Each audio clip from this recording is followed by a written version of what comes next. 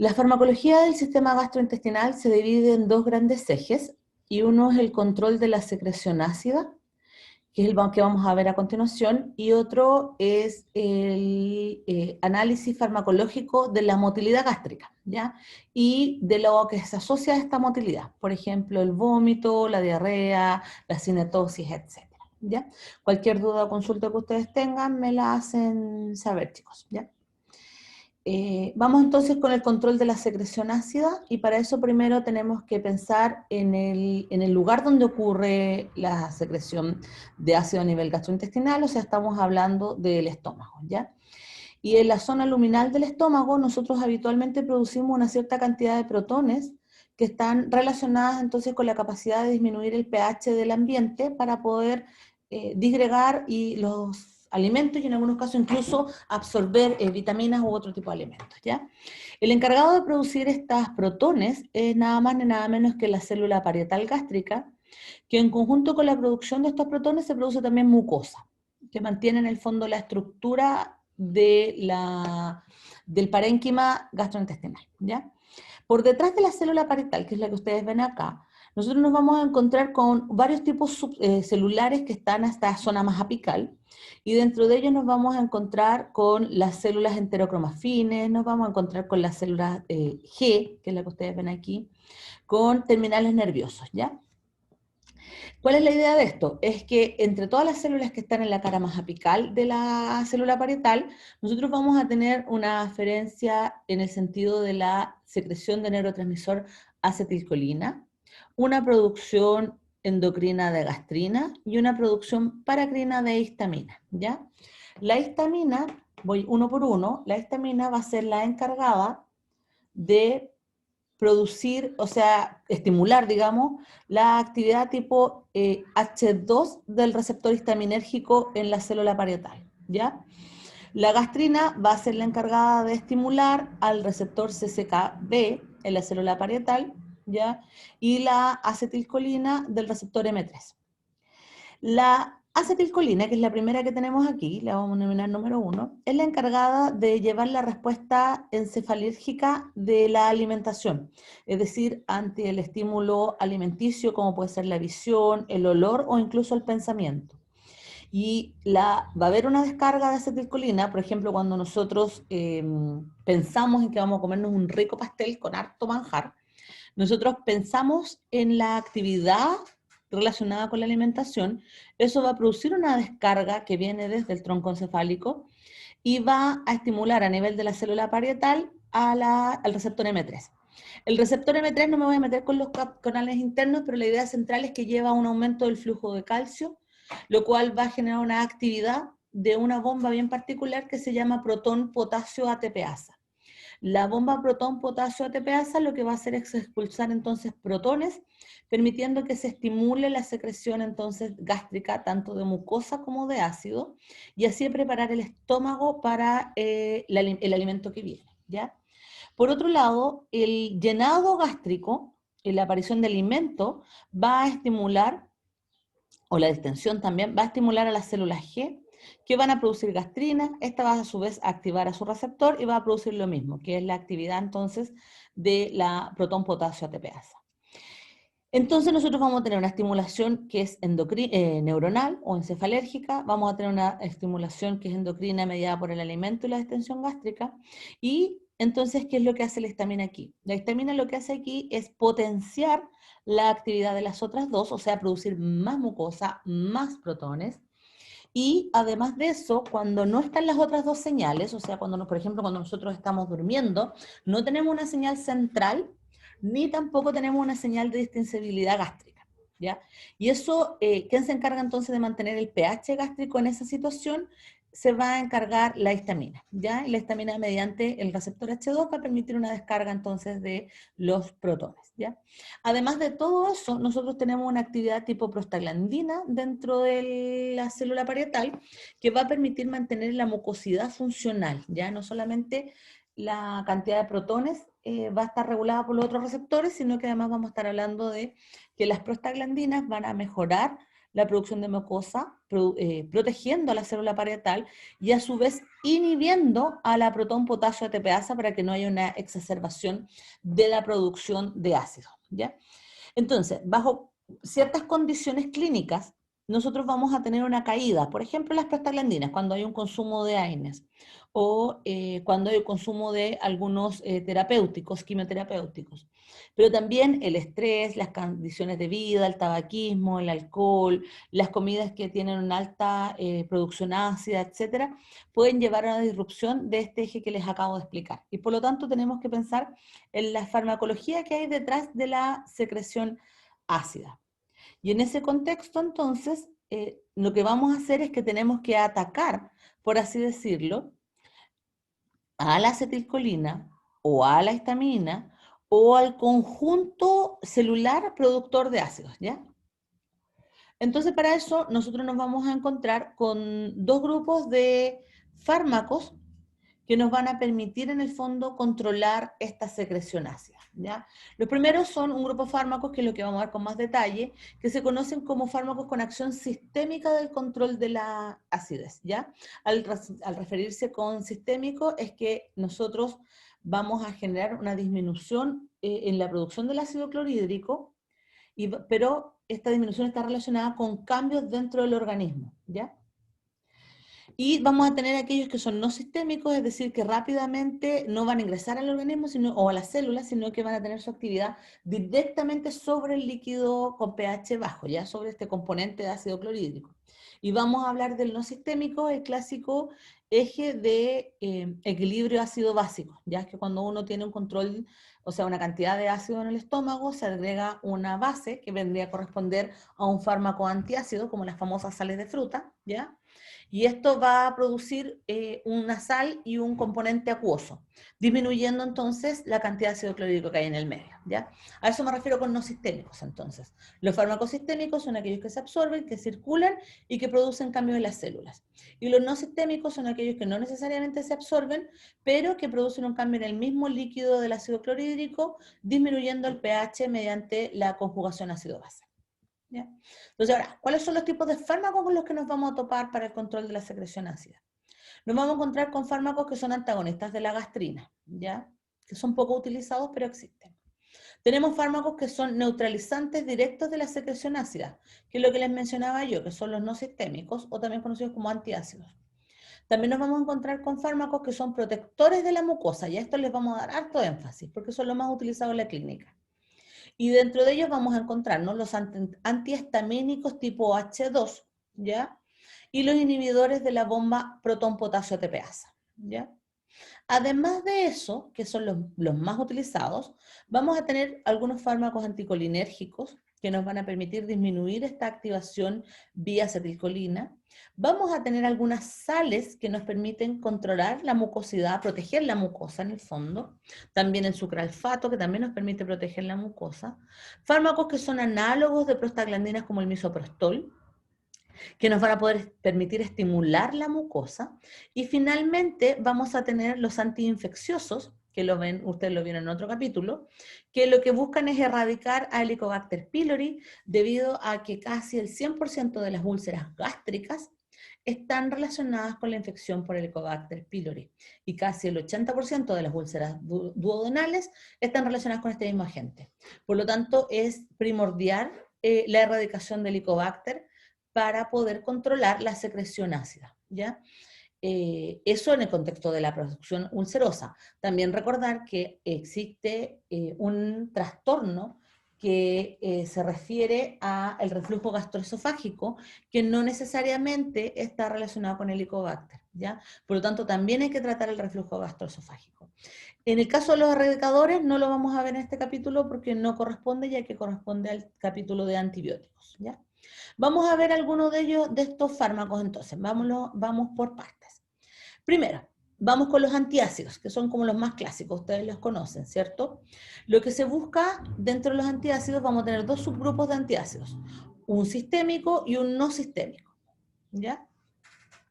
Dentro de los sistémicos, el más utilizados son las sales de sodio, que vienen en su formato bicarbonato de sodio, ¿ya?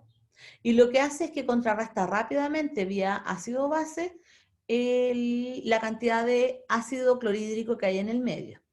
Pero basta con que la persona vuelva a producir nuevo ácido clorhídrico para que se pierda la acción del bicarbonato de sodio, ¿ya? Después, dentro de los no sistémicos, vamos a tener a las sales de fruta, las que son en base a magnesio u otros, pero también vamos a tener el hidróxido de aluminio, el hidróxido de magnesio y el hidróxido de calcio, ¿ya? Estos fármacos tienen una acción in situ, no tienen una acción a nivel sistémico, no se absorben bien, se demoran un poco más en ejercer su acción, a pesar de que tienen un muy buen alivio, ¿ya? Pero la acción es relativamente más duradera, es decir, que se mantiene la característica de mejora del pH y por lo tanto hay menor acidez en el medio por mayor cantidad de tiempo, ¿ya?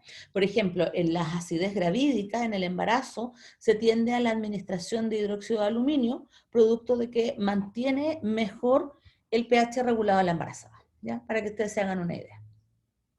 Ahora, algo súper importante, recordar que si bien no se absorben de manera común, el exceso o el desconsumo de estas sales permite que exista un aumento de la absorción a nivel duodenal, ya muy pequeña, pero existe, y en ese caso son excretados mayoritariamente a nivel urinario. ¿Ya? El efecto más o menos de acción es cercano a las 4 horas y el alivio es casi inmediato, ya a los pocos minutos.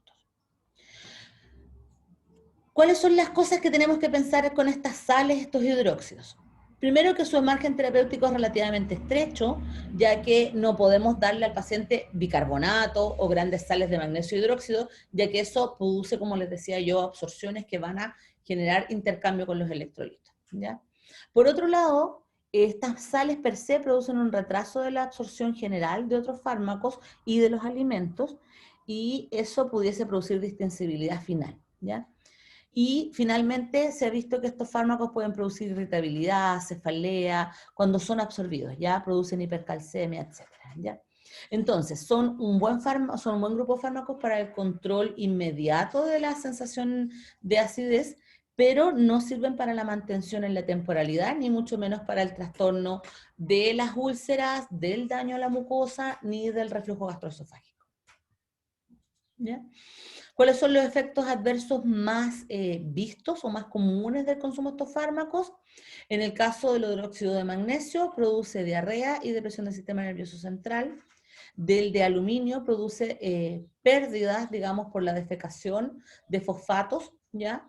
También puede producir anorexias, malestares generales, etcétera, ¿ya? Del bicarbonato puede producir alcalosis, recuerden que este sí es sistémico, y además produce distensión abdominal y flatulencia. Y del carbonato cálcico, que de hecho lo vamos a ver más adelante en esta misma clase, y se producen otros derivados que promueven el estreñimiento y la distensión abdominal. Entonces depende mucho de la cantidad que se administre de la aparición entonces de estos efectos adversos. Como esto que les acabo de mencionar, que son los antiácidos directos, tienen una acción que es muy acotada terapéuticamente hablando y solo sirve para el control de la sintomatología, es que es necesario entonces administrar fármacos que me permitan mejorar la calidad de vida del paciente y también restablecer la actividad mucosa, ¿ya? Para eso entonces nos vamos a centrar en el grupo de los antihistamínicos tipo H2 y después de los inhibidores de la bomba de protones, ya que son los dos grandes grupos. Vamos entonces primero con los inhibidores o antagonistas de los receptores tipo H2. Los más comunes y los que se venden aquí en Chile son la cimetidina, la ranitidina y la famotidina, ¿ya? Siendo la cimetidina el más tolerado o el mejor tolerado. Donde se utilizan, mayoritariamente se utilizan para el control de reflujo gastroesofágico, ¿ya? Y en general, lo que se recomienda es que la persona tome antiácidos cuando tiene una molestia o una exacerbación, pero que cuando ya está controlado con los antagonistas tipo H2, pueda tomar el medicamento y no necesariamente volver a tomar antiácidos. En el fondo, la idea es que no necesite tomar ambas medicaciones, sino que llega un momento donde hay un buen control del paciente con los antagonistas H2 y después solo se consuman de manera intermitente cuando hay molestias, ¿ya? En general, estos medicamentos tienen una vida media de acción de hasta 3 o 4 horas, pero, salvo la famotidina que dura más de 20 horas, pero en general su actividad empieza a subir, su curva cinética empieza a subir entre los 30 y los 40 minutos. ¿Qué significa esto? Que en este caso particular, si un paciente sabe que va a consumir alimentos ricos en el sentido de motilidad gástrica, debería consumir estos medicamentos por lo menos media hora antes de la ingesta alimenticia, de manera que en esta media hora se empieza a acumular el fármaco a nivel sistémico y comience a subir la curva de acción, y cuando ya se ingiere alimento, la persona tenga un valor cercano a su C máxima, ya que el valor cercano a la C máxima va a permitir una mayor eficiencia en el uso de esta medicación, ya que uno de los grandes errores es que la gente tiende a tomarlo en el mismo momento que consume alimentos, y eso retarda el efecto de acción y produce pirosis en el paciente. ¿Ya? Otra cosa importante es que si el paciente no lo toma de manera habitual, crónica, digamos, también se puede tomar en el caso de que el paciente detecte pirosis per se, o sea, independiente del alimento. ¿Ya? En general, también se recomienda que se utilice a nivel nocturno para mejorar la cicatrización de las úlceras, tanto gástricas como duodenales, ¿ya?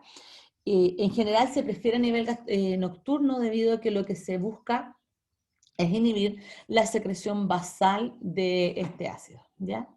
Recordar que su tiempo de acción es relativamente corto, no más allá de minutos, pero que la famotidina tiene una actividad un poco más larga, ¿ya? ¿Cuánto tiempo es lo que debería administrarse?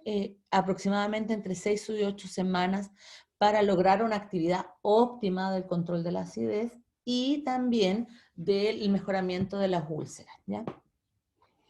Entonces ahí está la lista de medicamentos que tenemos. Ya, en general, a nivel de la farmacocinética, vamos a decir que tienen un metabolismo de primer paso, se metabolizan a nivel hepático, tienen una biodisponibilidad relativamente baja o intermedia, ¿ya? Y que en general su vida media es cercana a las 4 horas, ¿ya? Recordar que la curva empieza a aumentar de manera notoria, o sea, tiene un efecto sobre los 30 minutos, ¿ya?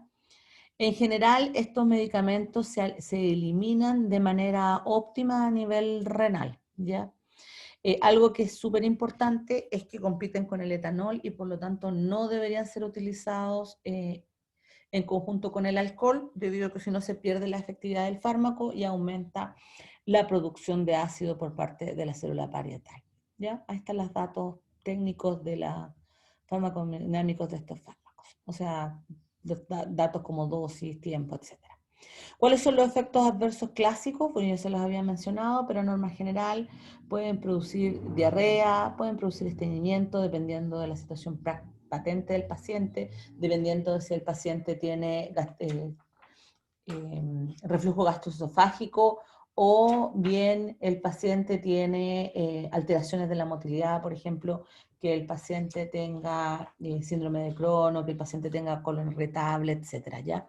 Ahí va a depender mucho de las otras características del paciente. Lo otro es que se ha visto que producen fatiga y dolor muscular, pero lo más importante es que producen hipersecreción de rebote y por lo tanto deben ser muy bien controlados su uso y por el tiempo adecuado, o sea, no menor a 6 u 8 semanas, ¿ya? Y además producen otro tipo de trastornos a nivel periférico que son menos notorios, digamos, en el paciente. Después tenemos un segundo grupo que ahora sí que este es el más utilizado en la clínica. Los anteriores también se utilizan bastante, pero los que les voy a mencionar ahora son por lejos los más utilizados para el control de la secreción ácida, ¿ya? Y estoy hablando de los inhibidores de la bomba del protón potasio y que ustedes conocen habitualmente como el omeprazol, ¿ya? Yo ya les había mencionado la bomba con anterioridad y les había dicho que en estricto rigor esta bomba se estimulaba por estas señales entonces que son tanto endocrinas, paracrinas y neuroendocrinas, ¿ya? Como la acetilcolina, la gastrina, etcétera, ¿ya? Pero en estricto rigor esta bomba se estimula por un aumento de la degradación del ATP y el protón lo saca desde una descomposición de el ion carboxilo en producción entonces vía anhidrasa carbónica, degrada agua y produce protones, ¿ya? ¿Qué tipo de medicamentos tenemos en esta familia de los inhibidores de la bomba protón-potasio? Tenemos bastantes, pero los más vendidos aquí en Chile son el omeprazol, que probablemente ustedes lo conocen, el esomeprazol, el lansoprazol, el pantoprazol y el rabeprazol, ¿ya? Todos estos fármacos que les acabo de mencionar y también los inhibidores tipo H2 son fármacos que son con receta médica retenida, para que ustedes tengan claro esa información. ¿Cómo actúan el omeprazol y en general toda esta familia?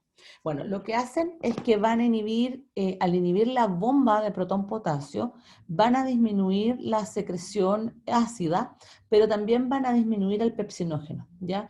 Y el pepsinógeno es el encargado de la disrupción proteica a nivel gastrointestinal y por lo tanto de la pérdida de la mucosa, ¿ya? Además va a producirse un incremento de pH, lo cual va a producir una mayor estabilidad gástrica, ¿ya? El hecho de que haya un incremento del pH, que haya una disminución del pepsinógeno y que haya una disminución de la secreción ácida, va a hacer que el medio ambiente en donde crecía pylori sea hostil y por lo tanto va a inhibir el crecimiento de esta bacteria. Pero ojo que solo la inhibe, no la erradica. Por lo tanto, se requiere el control con antibióticos para poder hacer la erradicación final. Se sabe en la actualidad que la triterapia y la tetraterapia para erradicación del Helicobacter pylori es la óptima, ¿ya? No se puede eliminar, no se puede hacer una monoterapia con omeprazol, ya que no tiene una actividad real o funcional en el tiempo, ni la biterapia de omeprazol amoxicilina, ya que tampoco tiene el potencial para erradicar de manera adecuada el Helicobacter pylori, ¿ya? O sea, se debe administrar un tercer fármaco como eritromicina, claritromicina, metronidazol e incluso un cuarto como sucralfato, ¿ya? U otros, o sales de bismuto. Ya. Otra cosa importante que ustedes tienen que saber es que el omeprazol, el lansoprazol, etcétera, particularmente el omeprazol, es un profármaco, ¿ya? Y es un profármaco porque está pensado para que cuando entra en contacto con el pH ácido del paciente no se degrade, ya que el pH ácido del paciente pudiese degradar el medicamento. Entonces, este fármaco tiene que entrar por la metabolización hepática, tiene que activarse y una vez que está activo, tiene su actividad sobre la célula parietal, ¿ya? Y una vez que tiene su actividad, se logra una disminución notoria de hasta un 60 o un 70%. Con una sola dosis de omeprazol se logra entonces una disminución del 60-70% de la acidez hasta por 24 horas, ¿ya? Ahora, en general, las personas que sufren de reflujo, de úlceras o de daño relacionado con la acidez gástrica, una sola dosis no cumple una función real y por lo tanto se requiere una modificación final de la producción de esta bomba de protón potasio y para que ocurra esta inhibición real de la bomba, no solamente me basta este inhibidor no competitivo, que es el omeprazol, sino que además yo tengo que producir un cambio a nivel genómico, ¿ya? Para que se produzcan menos bombas. Y para eso entonces se ha visto que se requieren al menos un mes de tratamiento con omeprazol, ¿ya? Y de hecho la efectividad del omeprazol es recién cercana al 90% después de los 4 o 5 días de tratamiento. En general, para la erradicación del Helicobacter pylori, se requiere por lo menos unos 14 días de tratamiento para que sea adecuado el uso de estos inhibidores de la bomba de protones, ¿ya? ¿Cuáles son los efectos adversos de la toma del omeprazol de esta familia? En general están relacionados con los trastornos gastrointestinales por los cambios en la función gastrointestinal y nos vamos a encontrar que lo más común que se ha detectado es la diarrea. En algunos pacientes producen náuseas y vómitos y dolor abdominal. En general estos trastornos son súper bien tolerados e incluso muchos pacientes ni siquiera los perciben, ¿ya? Otra cosa importante es que produce hiperplasia a nivel gástrico debido a que ocurre un cambio en la producción de receptores en las células parietales, ¿ya? Y también se ha visto en algunos pacientes, en menor caso eso sí, un aumento de las transaminasas a nivel hepático. ¿Dónde recomendamos el uso de los inhibidores de la bomba de potasio, de protones, perdón, de protón-potasio en las úlceras pépticas, en los pacientes con enfermedades relacionadas con el estrés, relacionadas con enfermedades virales también, donde hay daño hepático, en pacientes con el reflujo gastroesofágico, que lejos este es uno de los más importantes usos, este junto con la terapia para erradicación de pylori. También se utiliza en aquellos pacientes que requieren uso crónico de AINES y en los pacientes con dispepsia funcional. ¿Ya? Hay muchos más usos, pero son como los usos clásicos.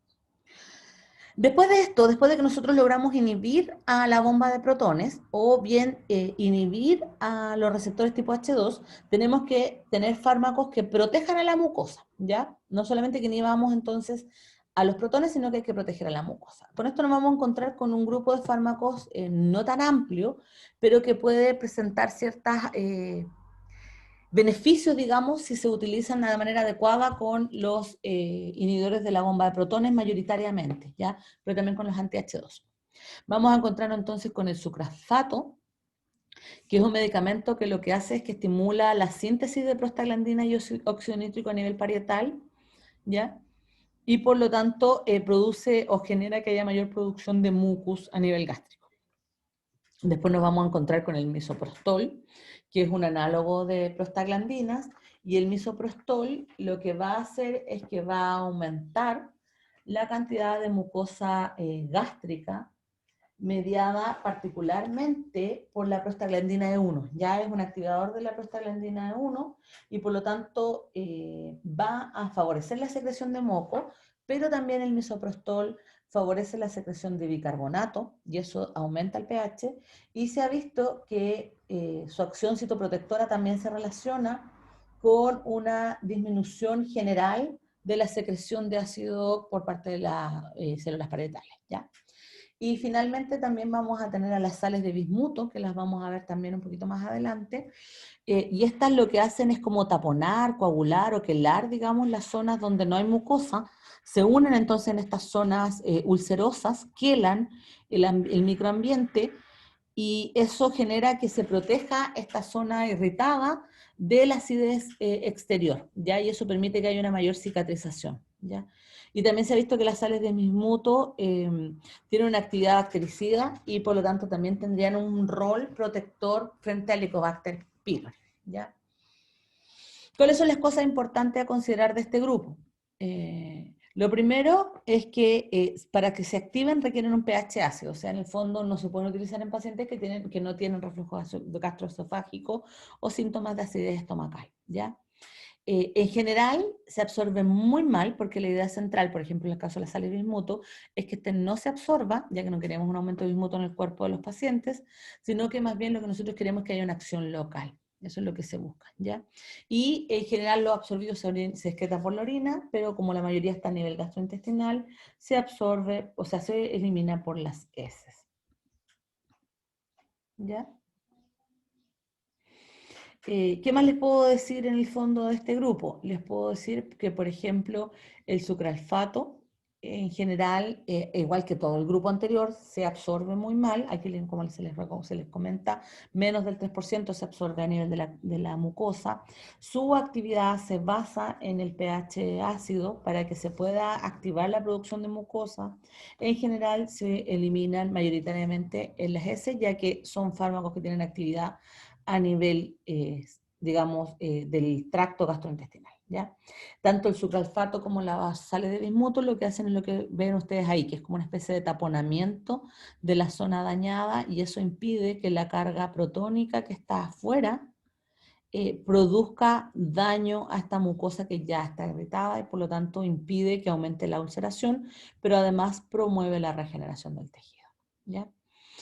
En el caso del misoprostol, ya se los había mencionado, pero en general estamos hablando de un fármaco que se utiliza para la protección entonces de la mucosa gástrica y además se ha visto que el misoprostol no solamente activa los receptores de prostaglandina, sino que también mejora el flujo sanguíneo a nivel de la mucosa gástrica. Una cosa muy importante es que probablemente ustedes ya habían escuchado antes hablar del misoprostol. El misoprostol es una droga abortificante, ¿ya? Y por lo tanto, si se quiere utilizar con el fin de proteger a los pacientes, por ejemplo, que consumen de manera crónica AINES, se debe siempre prevenir que la paciente no tenga un embarazo, ya que puede producir un parto prematuro en un feto ya avanzado, o bien puede producir un aborto temprano en la embarazada, ¿ya? La tasa de aborto a la dosis que se administra el misoprostol es bastante alta. Por lo tanto, no se puede administrar en mujeres jóvenes que tengan algún antecedente que indique que pueden quedar embarazadas, ¿ya? O que están embarazadas. Y en cuanto a las sales de bismuto, para también explicarlas, en general algo que hay que mencionarles es que para que ejerzan su actividad a nivel de la mucosa gástrica, es que estas deben ser consumidos de manera muy habitual, ¿ya? Para que disminuyan en el fondo el pH, protejan el control de la acidez, pero también las sales de bismuto controlan la diarrea, ¿ya? Para que ejerzan esa función, como les decía yo, se tienen que tomar muy habitual. De hecho, en general son 30 ml cada 30 minutos aproximadamente y aproximadamente unas 8 veces al día. Y así se genera entonces esta acción benéfica del control de la acidez, ¿ya?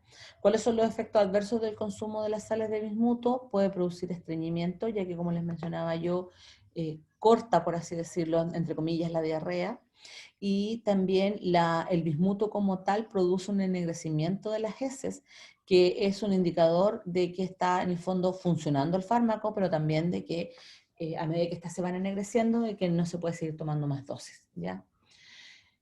Y también produce cambio de la coloración de la lengua, ya que el bismuto produce un cambio hacia el color negro,